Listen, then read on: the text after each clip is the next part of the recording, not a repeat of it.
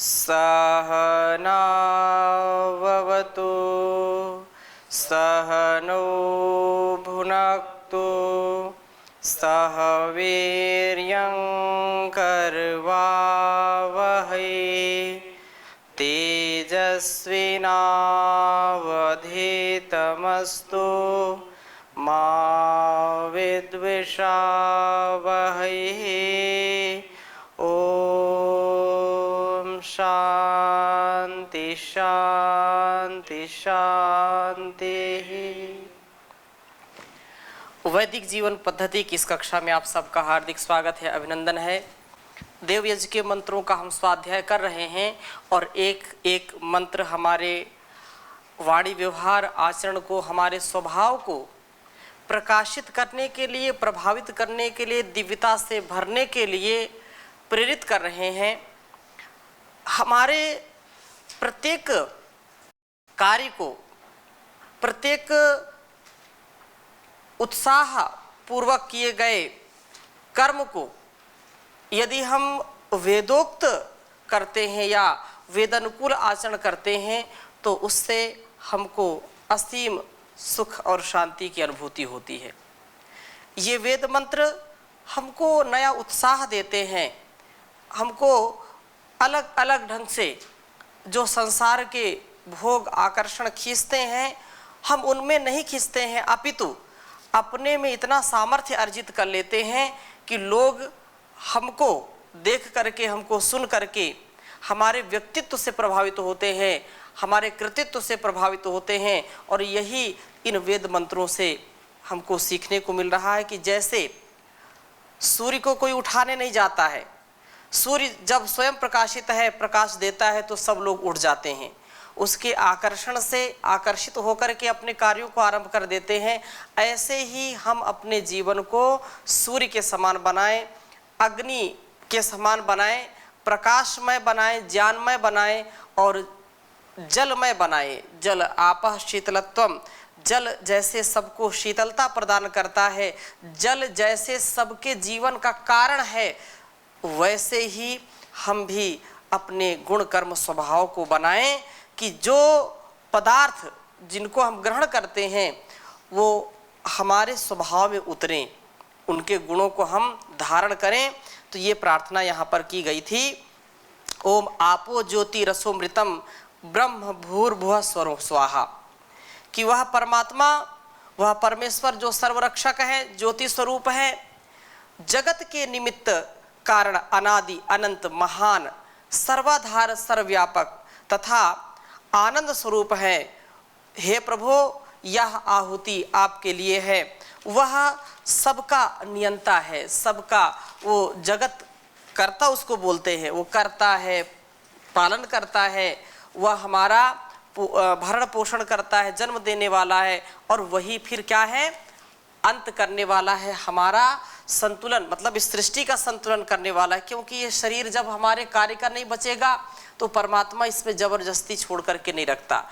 या कुछ लोग जो ऐसी दीनहीन स्थिति में पहुंच जाते हैं तो कुछ भोग उनके होते हैं तो भोग काटेंगे ज़रूर इसमें, लेकिन बिल्कुल शरीर जब जीर्ण शीर्ण हो जाएगा, बिल्कुल इसमें किसी प्रकार से आत्मा का वास नहीं हो सकता है तो फिर नहीं रख सकते। जैसे हम फटे पुराने, बिल्कुल फटे पुराने कपड़े नहीं पहनते, हाँ यदि उसमें सिल करके पहनने का कुछ चांस है तो उसको सिल करके पहन लेते, लेकिन बिल्कुल सड़ा है तो उसको पहनते नहीं हैं।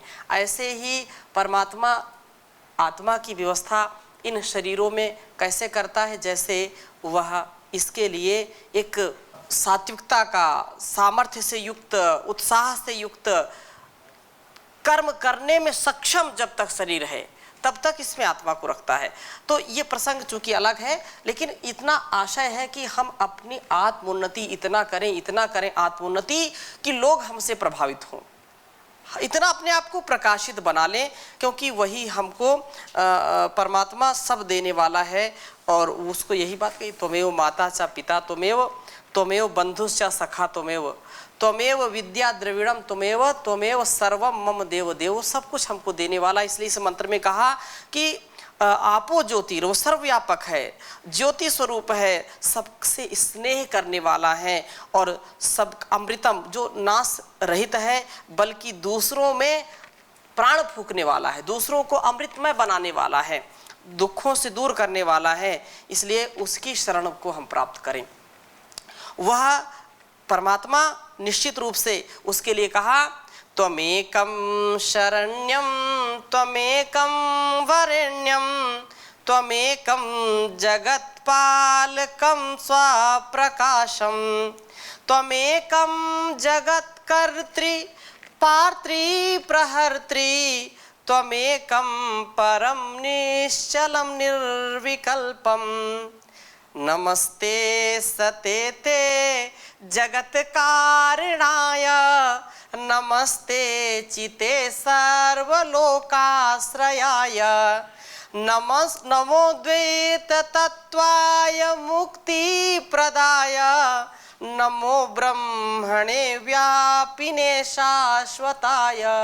वो शाश्वत है, वो हम सबका पालन करने वाला है, सबको जीवन को सबके जीवन को चलाने वाला है, इसलिए वो हम सबका आलंबन है। इसलिए कहा वयम त्वां स्मरामो वयम त्वां भजामो वयम त्वां जगत् साक्षी रूपम नमामः सदेकं निधानं निरालंबमीशं भवाम्बोधिपोतं शरण्यं व्रजामः। बहुत सुंदर ये प्रार्थना है और इस प्रार्थना को जो यहाँ पर कहा आपो ज्योति रसोमृतम, यही भाव को प्रकट किए हुए है। ऐसा हम अनुभव कर पाए, हर क्षण हर पल ऐसा जी पाए, क्षण क्षण हमारा जीवन बदलता रहता है, हम हर क्षण को एक नया जीवन जान करके मान करके जिएंगे तो सदा उत्साह में रहेंगे। और कुछ लोग जो केवल जीवन काट रहे होते हैं, उससे पूछो क्या चल रहा है, ठीक चला, क्या है, कट रही है, ऐसा जीवन परमात्मा हमको ना दे और देता भी नहीं है। लेकिन हम अपने, आज ही मैं पाठ पढ़ा रहा था तो एक विद्यार्थी से मैंने पूछा क्या चल रहा है, बड़ी दीनहीन स्थिति में बोल रहा है, विश्वविद्यालय का विद्यार्थी, स्वामी जी पाठ याद नहीं किया, शरीर चूर चूर हो रहा है, टूट रहा है, बहुत दर्द हो रहा है, 4-5 दिन से स्वास्थ्य खराब है। अच्छा, स्वास्थ्य तो किसी का भी खराब हो सकता है। आप योग प्राणायाम करते हो, उठ नहीं पाता, सुबह किस समय सोते हैं, 11-12 तो बज ही जाता है। अब ऐसी स्थिति में परमात्मा ने जो एक व्यवस्था की है, रात्रि सोने के लिए बनाई है, प्रभात से उठ करके दिनचर्या करके जब हम अपने आप को योग प्राणायाम से युक्त करेंगे तो कैसे बीमार होंगे। हम जीवन के लक्ष्य से ओझल हो जाते हैं, जीवन का जो ध्येय उससे भटक जाते हैं जब हमारा तन मन स्वस्थ नहीं होगा। ऐसा जो व्यवहार करेगा, जो परमात्मा का सत्कार करेगा, उसकी आज्ञा का पालन करेगा, जो सूर्य की भांति प्रकाशित होगा, वो ऊर्जा से भरपूर होगा। क्योंकि ऊर्जा का सारे संसार में सबसे ज्यादा जो अक्षय भंडार ऊर्जा का वो कौन है? सूर्य है, अक्षय भंडार है, कितना देता है, कभी खर्च ही नहीं होता। तो हम कम से कम इतने तो बन जाएं कि अपने जीवन को ठीक ठीक चला सकें। अपने जीवन को ठीक चलाएंगे, दूसरों को भी ऊर्जा मिलेगी, तो ऊर्जा के पुंज हो जाए, ऊर्जा जो है ठसाठस हमारे व्यक्तित्व में आ जाए, एक क्षण के लिए भी हम हताश निराश ना हो। ऐसा यदि कर पाए तो बहुत सुंदर हो जाएगा। और इसी भाव से, इसी चेतना से, भगवान की जो चेतना, भगवत चेतना से, ब्रह्म चेतना से, अपने जो है गुरु चेतना से कभी नीचे ना आए, ऐसी मेधा से युक्त कर दे वो परमात्मा, ऐसी बुद्धि हमारी आ जाए, बुद्धि की शुद्धि हो जाए, जो बुद्धि हमारी इधर उधर भटकती रहती है वो बुद्धि ठीक हो जाए। उसके लिए बहुत सुंदर प्रार्थना ये आगे की कही है कि या मेधाम देवगणा। बहुत सुंदर ये प्रार्थना है और इसको हमको आत्मसात करने का प्रयास करना चाहिए, क्योंकि वह सारे संसार को बहुत ही प्रकाशित करने वाला है और बुद्धि से, मेधा से भरने वाला है। तो ये अब जो प्रार्थनाएं होंगी, इसके आगे की जो वेद मंत्र बोले जाएंगे, इससे भी दोनों उभयकालीन प्रार्थना मंत्र हैं। प्रभात में हम यज्ञ करें तो भी ये मंत्र बोलने हैं और सायंकाल करें यज्ञ तो ये मंत्र बोलने हैं। उभयकालीन दोनों समय ऐसे मंत्र बोले जाएंगे। तो मैं आपके समक्ष इसको लिखता हूं और इसको आत्मसात भी करना है। ओम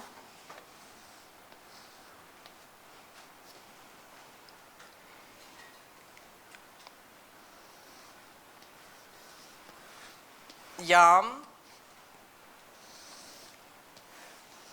मेधाम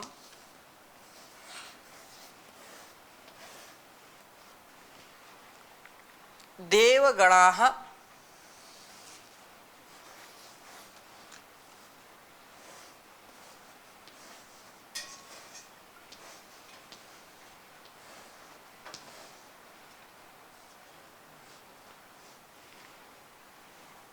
या मेधाम देवगणाः पितरश्चोपासते।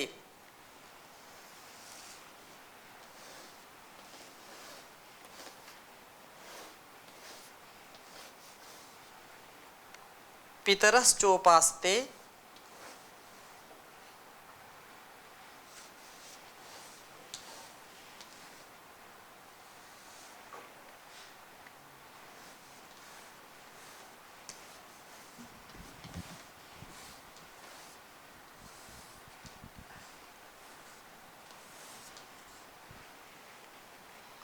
तया मामद्य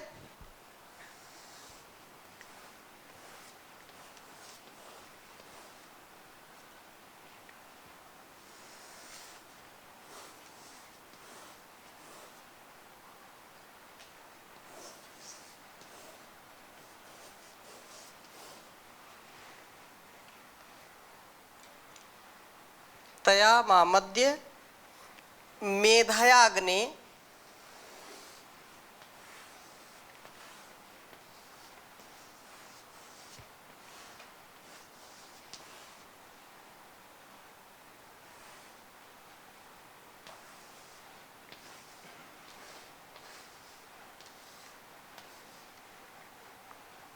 मेधाविनं कुरु।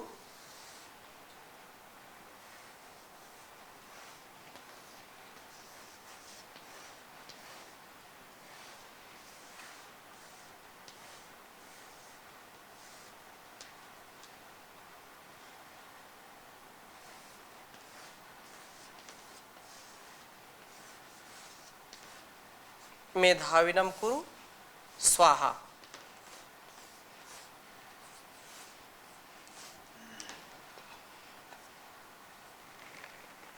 उच्चारण करेंगे।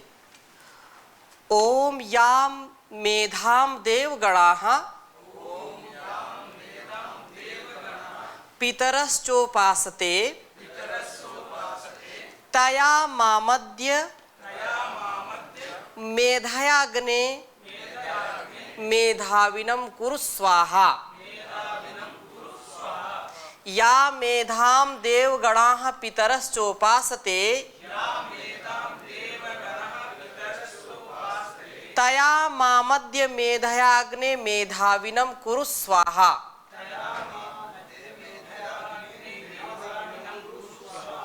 तो ओम याम मेधाम, अब इसकी चर्चा थोड़ी सी करते हैं। याम मेधाम, इस प्रार्थना को सभी चाहते हैं, प्रार्थना करते हैं, और वह परमात्मा ऐसी प्रार्थना को स्वीकार करके यदि हमको ऐसी मेधा से युक्त कर दे तो फिर कहने ही क्या। बहुत सुंदर प्रार्थना की कि हो ओम, हे सर्वरक्षक परमात्मा अग्नये, हे अग्ने ज्ञान प्रकाशक, ज्ञान स्वरूप तथा विज्ञान के प्रकाशक परमेश्वर याम जिस मेधा बुद्धि को, याम जिसको, या विशेषण विशेष, याम मेधाम जिस मेधा को, जिस बुद्धि को देवगणाः जो अनेक विद्वान हैं और पितरः पितरस जो पितर हैं, पालन और रक्षा करने वाले माता पिता आचार्य ज्ञानी लोग, उपासते उपासना करते हैं या सेवन करते हैं, तया उसके द्वारा, तया मेधया ऐसे प्रयोग करेंगे, तया मेधया उस मेधा के द्वारा, उस बुद्धि के द्वारा, तया मेधया मेरी जो है ऐसी बुद्धि कर दीजिए, तया उस मेधा के द्वारा, मेधा बुद्धि रूप धन से माम मुझको अद्य आज मेधाविनम प्रशंसित बुद्धि वाला कुरु कर दीजिए स्वाहा। इस सत्य वचन और प्रार्थना के साथ मैं यह आहुति आपको अर्पित करता हूँ।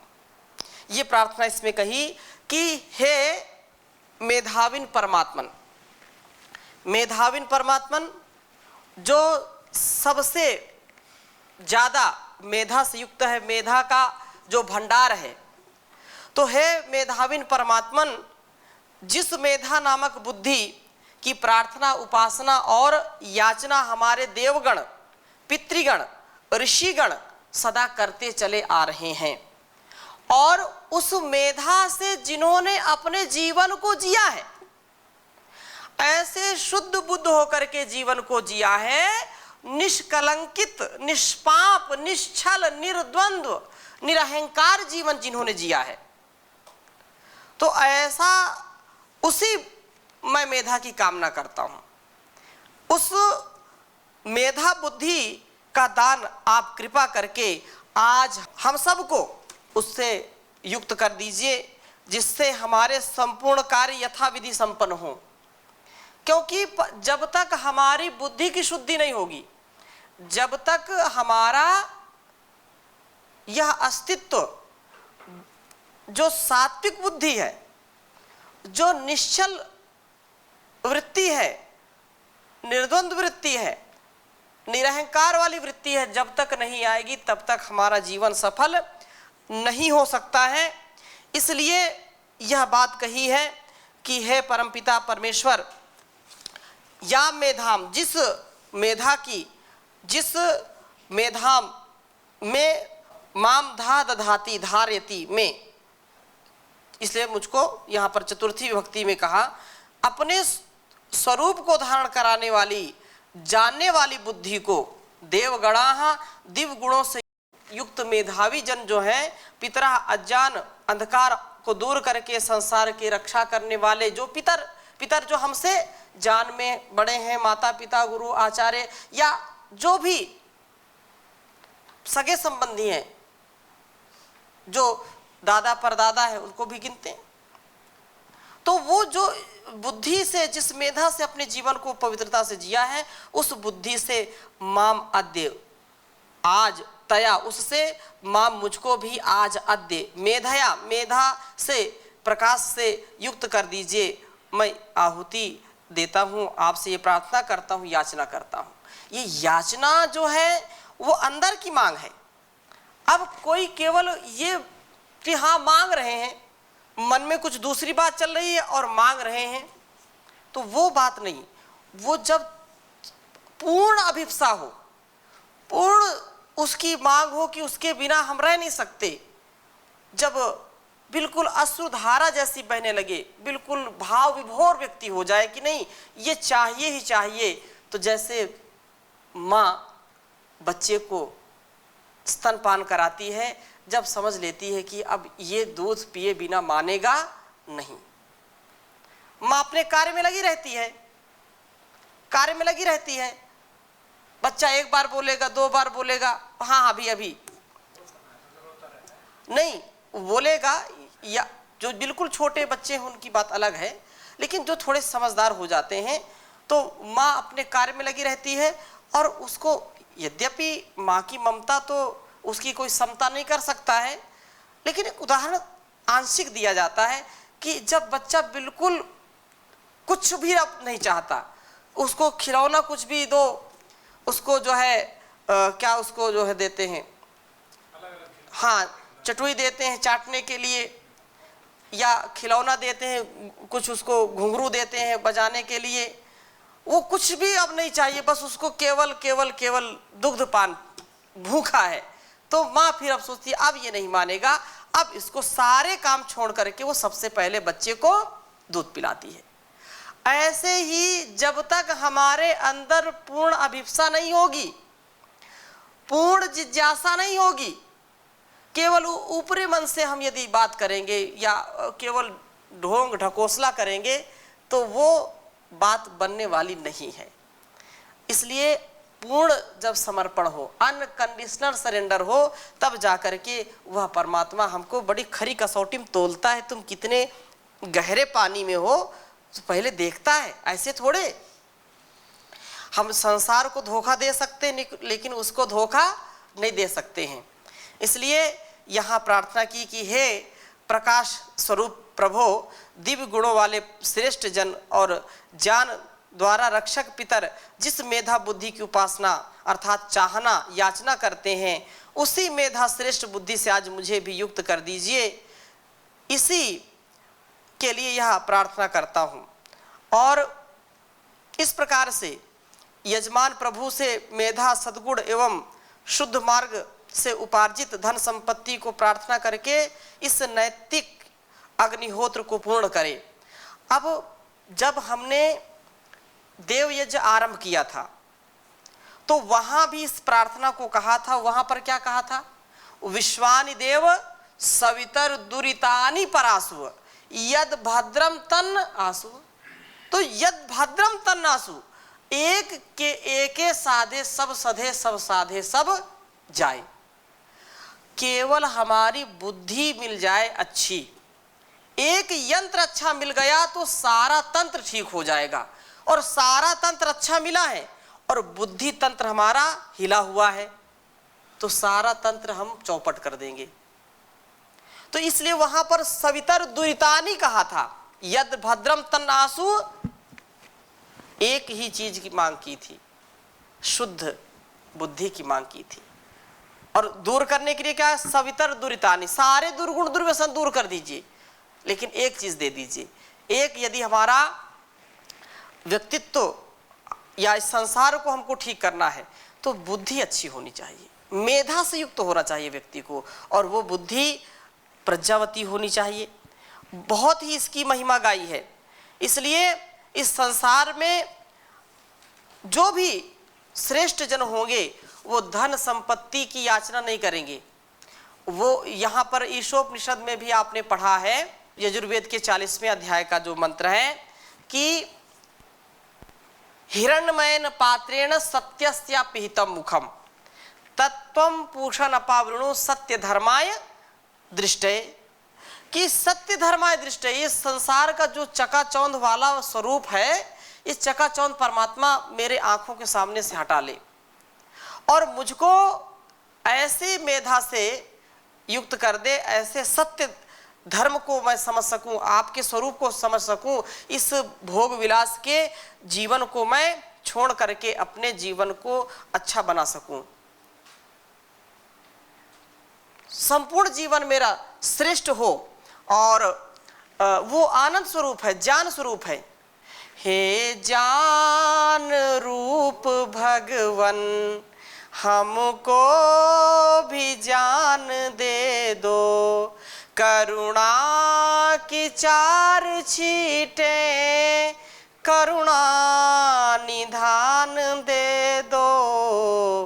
हे ज्ञान रूप भगवन, दाता तुम्हारे घर में किस चीज की कमी है, किस चीज की कमी है।